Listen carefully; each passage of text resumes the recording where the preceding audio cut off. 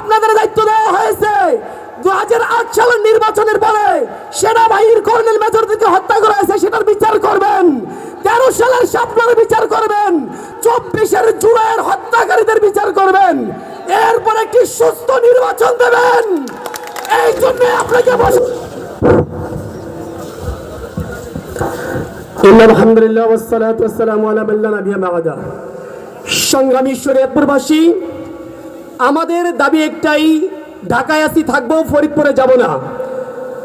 বক্তব্য বলতে চাই, এই প্রচেষ্টা ছিল স্বৈরাচারী হাসিনার।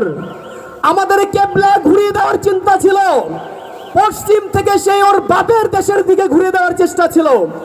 আমরা বলতে চাই বর্তমান সরকারকে, মাননীয় প্রধান উপদেষ্টা, আপনার এই উপদেষ্টা পরিষদকে ভূতে ধরেছে।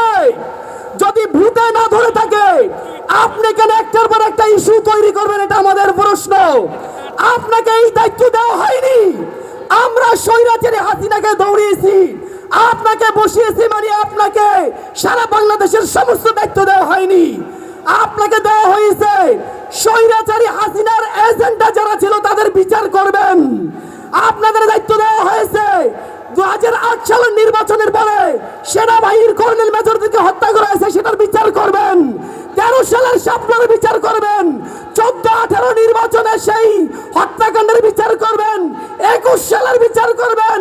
24-এর জুলাইয়ের হত্যাকারীদের বিচার করবেন। এরপর একটি সুস্থ নির্বাচন দেবেন। এই জন্য আপনাকে বসানো হয়েছে।